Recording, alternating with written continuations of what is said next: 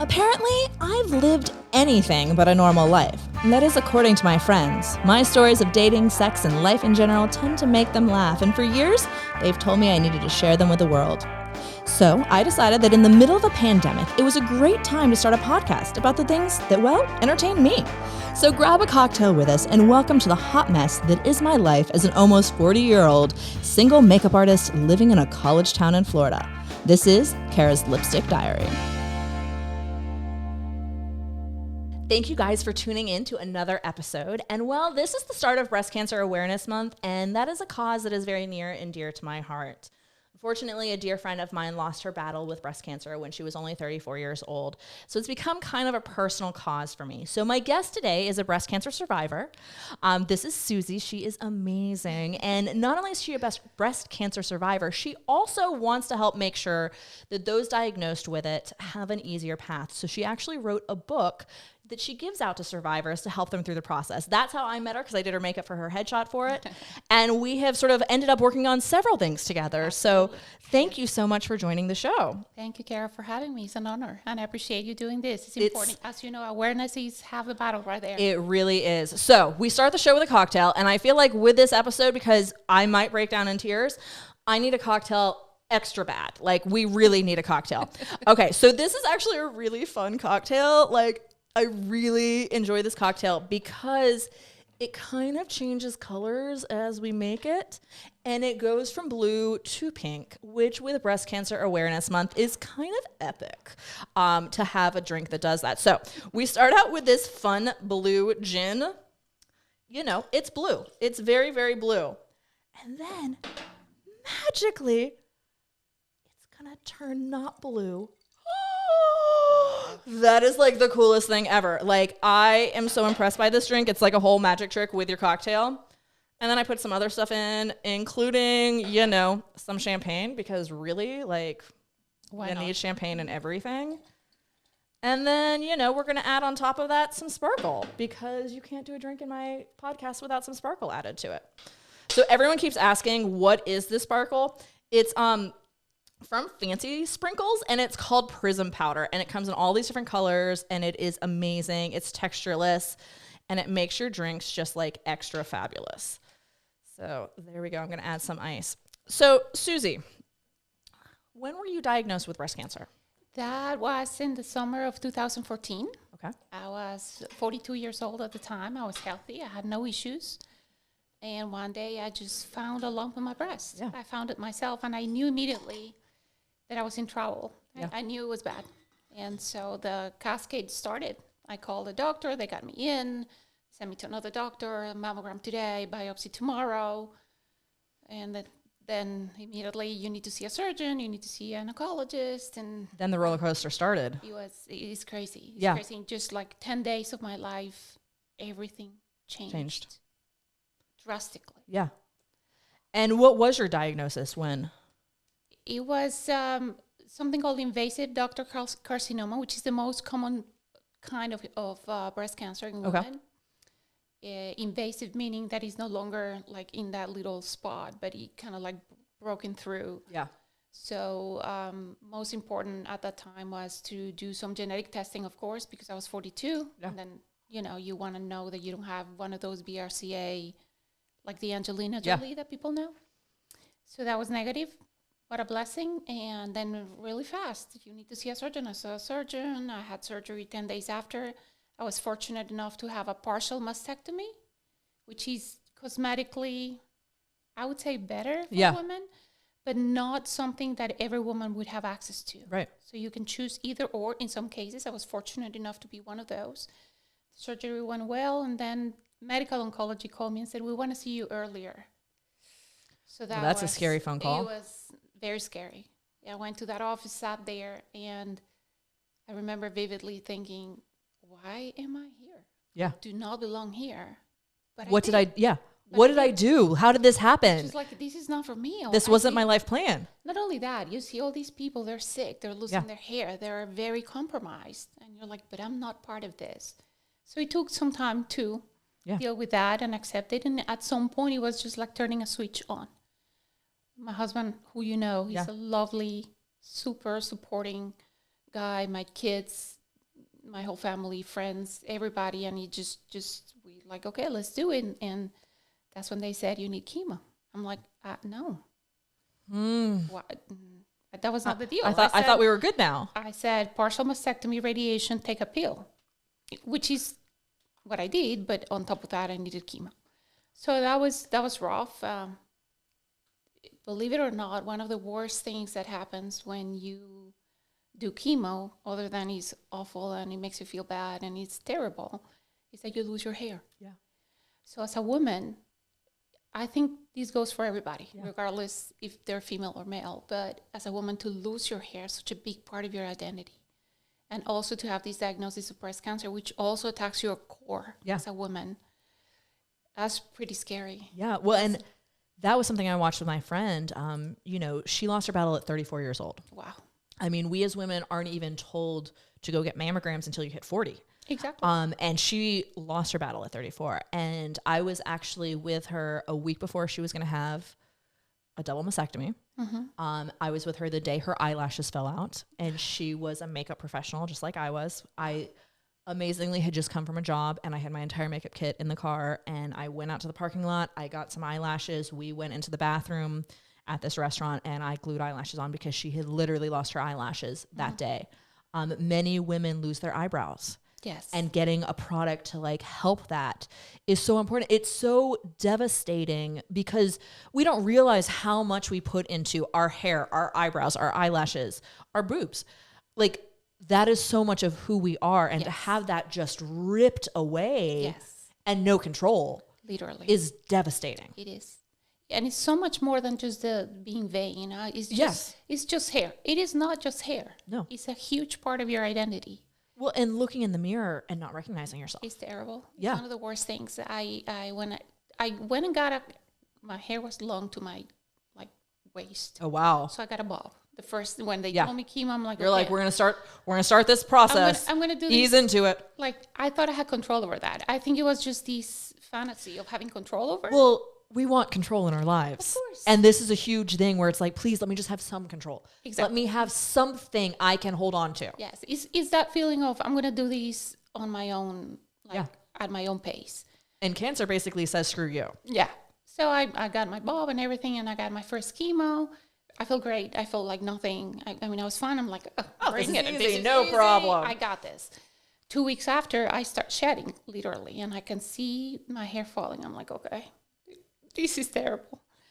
But I just let it go. And then I wake up on a Saturday, I will never forget. And I just do this, and I'm like, oh. I'm missing a huge chunk of hair in my back, in the back of my head.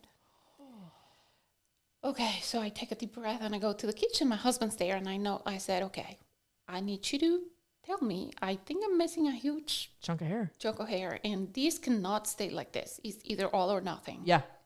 And so, but you need to tell me. Don't let me walk out looking like this. No. Yeah. Please, God, tell me the truth. Yeah, he's so supportive and the sweetest guy. He really is. He is. You lucked out. I love the guy. I mean, I adore him. And he looks and he has this face. I don't think he knew how to tell me. I'm like, say no I know more. from the face. Like, I literally can tell by your eyes. You do not have to say anything. So I said, okay, I'm going to do this on my own terms. So I'm going to shower because I want to shampoo my hair. Yeah. One last time. Yeah. Yeah, it all fell off, like literally. All of the chunks of hair were falling in the shower as I look at it. That's like a horror movie. It is awful. But then it was just like I gave myself back that power in some way. I'm like, okay.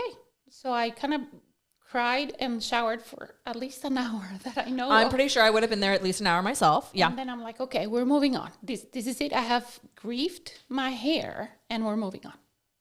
I don't know how I did that, but I did. And then I realized I had some hair in the back, but I could not get to it, and I was not going to like pull it. Yeah. So I got out, and for the first time I used a scarf on my head, and I looked at myself in the mirror and decided we're going to use makeup here. Mm-hmm. I've always liked makeup hair and all that, but it was just I decided to change the focus focal point of I'm like big earrings and accessories and the lips and all that. From that day on, do it forever. Yeah. So I did that. And then I went to the hair salon. I'm like, okay, shave whatever's left. Yeah. I don't need this. And that's that. But that's like Among all the things, the awful things that happen when you have cancer, that's probably one of the worst moments. Well, it's just so, as women, we don't even realize how much of our identity is our hair. You know, it is a huge part of who we are. We style it, we color it, we, you know, do all this different stuff with it. Even those who like are like, oh, I you know, I don't get my hair done. It's still a part of your identity. It's very much a part of your identity. And to not have that control is just so heartbreaking. It is. I love that you were able to flip it on its head and find another area to focus on, because I've done makeup for women who are in the middle of going through chemo themselves, and they decide to honor the process by doing a photo shoot. And I in 2019 helped create a gala, rosé gala for breast cancer through the American Cancer Society. And you helped us arrange a group of women to come in who were in different stages of their breast cancer journey, and doing their makeup and making them feel gorgeous, even without their hair, even with their scars, because we highlighted some of the scars. And to be able to make these women still feel gorgeous, even though so much had been taken from them, is very empowering. And the fact that you were able to do that for yourself is beyond amazing to me. Because, you know, you want to curl under a rock. You know, I mean, I know how, you know, even just having a cold, when you feel like crap and you're like, I just want to curl under a rock. Nobody look at me. I'm disgusting. Like, I'm not me. Yours was, I mean, breast cancer is extreme. It is. And it takes so much from you. It is. It does. You know, that's amazing that you were able to do that. How long was your breast cancer process? So I had my surgery in, I think, late July, started chemo, I would say August, and I had 6 cycles, finished middle of December. Okay. By the 6th one, I was wiped out. Yeah. Exhausted. Beyond. Exhausted. It compounds, you know. So the first one is like, yeah, no biggie. Then double, then double, then double. Between that and the end, I had an episode of shingles on my leg. Oh, dear Lord. I thought what pain was. I knew what pain was, but I didn't. I've heard shingles is one of the most painful things ever. Yeah. Awful. So it just is exhausting. Your body's trying to heal. Yeah. And the little energy it has is spent in trying to heal. So, but I'm not complaining. Again, I had a lot of support and we got through the other side. And note, please, that I always say we. Yeah. I did not do this by myself. You had an amazing support team. Wonderful. Holding your hand through the process. Wonderful. Yes. And then after that, in January, we started radiation. I did 33 days of treatment. That's also exhausting and is not the greatest way to get a tan. I've said, no, he's like, okay, this is a great tan and nobody can see it and it's in the wrong place. But okay. And after that, I started taking tamoxifen, which is one of the medications we use as an estrogen blocker. Okay. Because most of the tumors are estrogen positive, which means that the tumor has receptors and it would kind of feed off of that estrogen. So if we block estrogen, it's another layer of protection, if you will. So I still take that medication every day, no side effects, and life is good. Yeah. I'm very grateful that this is the story that I was given. Yeah. That I was able to write. Well, and like your friend, so many women don't make it. No. We just lost a member of our local community from it, which was a beautiful soul. She was amazing, and we featured her at our 2019 event, and Nicole had planned to be part of the gala upcoming. And when I heard the news that she had lost her battle and she has children and it was just devastating. It is. You know, but I think there's a reason, you know, you made it to the other side because you're here to help others go through the process. I believe so. And I think that is such a gift that you took what happened to you and you said, I'm going to help others. Yes. You know, and you wrote a book that you give to those who are diagnosed. Mm-hmm. Your husband is stuff. I love that his company vehicles have the pink ribbon on them. You know, the fact that it really truly has become a family affair to make a difference and make an impact in the world of this. Yes. Because first off, I mean, cancer alone, I mean, I how many times do you meet? I mean, I don't think you can meet anyone who hasn't been affected by cancer in some Exactly. way. Cancer touches every one of our lives. It is devastating and it does not stop. Breast cancer hits a huge percentage of our population, and it's devastating. So the fact that you turned around and said, I'm going to help. You didn't just say, I had it, I got through it, let's forget about it, move on. You said, let's do something. Yes. Let's really do something. Yes, I also think that, so for the longest time, one of the major things that I had to deal with during cancer was, why me? Yeah. So you question that all the time. You're like, but why me? So I realized at some point there is no answer for that question. Right. And I read that in a magazine. It just hit me immediately. It was about a cancer patient, young guy with a young children, and he says, don't ask yourself why, because nobody can answer that. I'm like, well, yeah, exactly. Yeah. So I tried to change that into what for?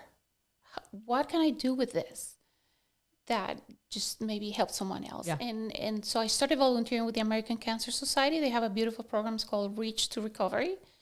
And then a survivor is paired with a current patient. They try to match as much as they can, right. Descent or background, age, so on and so forth. So you do phone calls. Yeah. It's just support, literally. So I started with that.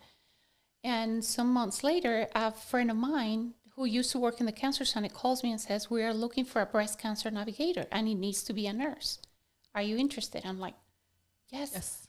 I don't know what they do, but if you're going to train me, I'll do it. And that's how I started formally helping patients with breast cancer, and I'm lucky enough to continue to do that right now. So, well, it's interesting because you and I both were approached to do something for it. Most people didn't know that I had a dear friend who had lost her battle to this, and ACS came to me in 2019 and said, everyone associates you with pink. I drive a pink car. Would you help us create this fundraiser? And I had been looking for something to honor Alana with, and I hadn't known what that was. I had known the moment I heard she was diagnosed, I was like, something has to happen to honor her. She was 34 years old. She was an amazing performer. She had never been married, had no children, missed out on those opportunities, both of which she desperately wanted. And I was like, something has to be done to honor this amazing light in the world. And so when ACS came to me and said, will you create a gala?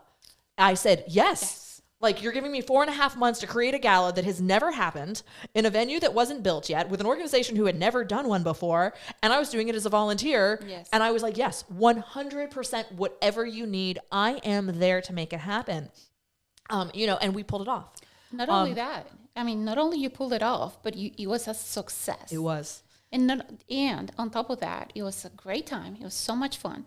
I was there with some of those ladies that were still having their short hair after chemo, and we danced until we couldn't even walk. We laughed. So it was that, like a snapshot of life is good even after cancer, even if for a little bit. What we wanted with the event. We wanted to create an event where we brought awareness.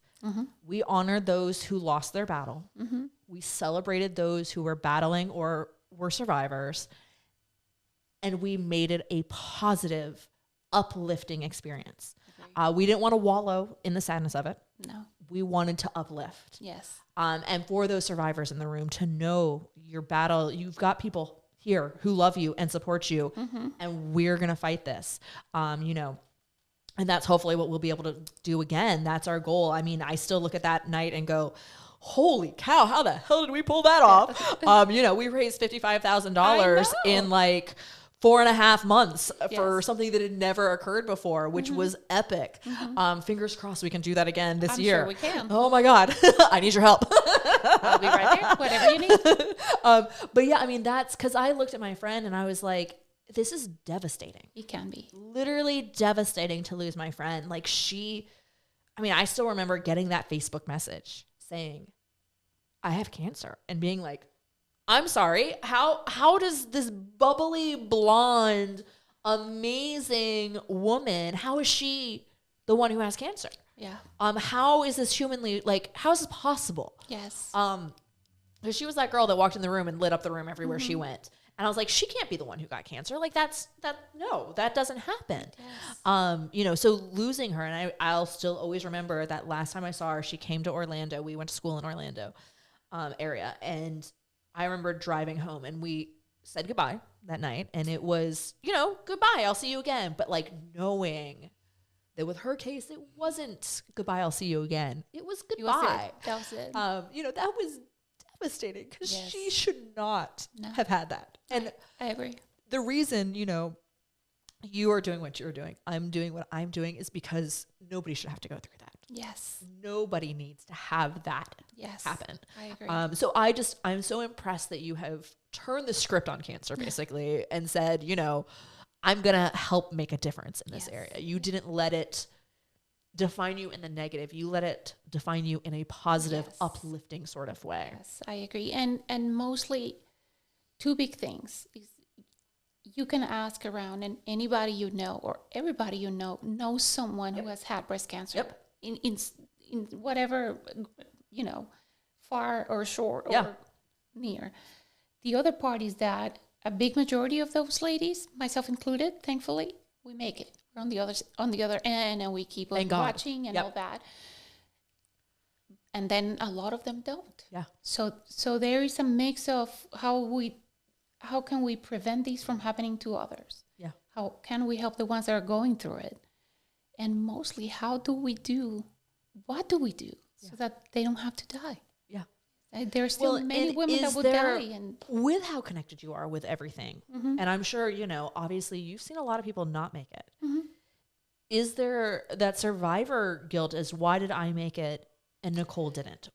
I would say there is some of that. Yeah. When I wrote my book, it was more like a guide. Yeah. Like if you have gotten these diagnoses, these are the things that you need to look for. And then I tell my story. Yeah. Even now, and when I was working with patients, I never pulled I also had it card. Yeah. It was like my last resort. Yeah. For some of these patients, they were just desperate. I was like, okay, you need to look at me and know that you can also make it. You can get to the other side. Yes. But there is a part of me that's more than guilt, I would say, is I feel so fortunate that I'm in this group that I need to pay it forward. Yeah. I have to do something. I was given this for a reason. And I believe it was this. I truly believe I agree with you. Yes. I 100% think that Yes. that is why you got through it. Yes. Because you needed to be the light for somebody else. I agree. So even if I put a smile on someone's face, I mean, I tell them I'm going to give you the book. You don't have to read it, but I recommend you to read it. And it's going to take you, it's a short book, easy to read. I did that purposely. And I said, if you smile at some point in the book, or if you can relate to something, let me know. Because that is the purpose of this.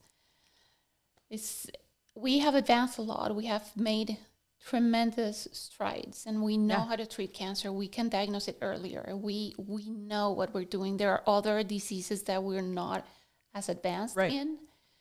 Breast is one of those that we really know, and even then, we're still losing some of our patients. So that should be the goal. Exactly. And cancer is, I've heard a lot of things. Oh, they could come out with, the COVID vaccine so quickly. Why can't they with cancer?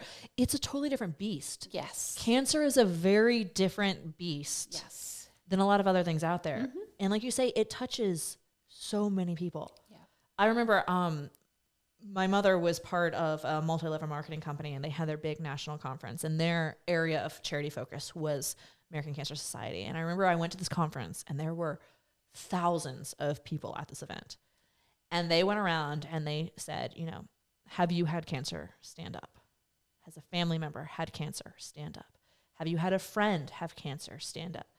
By the time they got through the whole list, every single person in this arena was standing. Sure. And that's how cancer touches every single one of us. Mm-hmm. It's just devastating. It is. And we need people like you to be there to guide us through the process, because, it's, even though so many people are touched by it, I still feel like when you get that diagnosis, you feel very much alone. Yes. You feel like you are the only person going through this at that moment. So to have someone like you to hold their hands is such a blessing. Yeah. And it needs to be honor. Yeah. I feel honored that I can get to be part of that.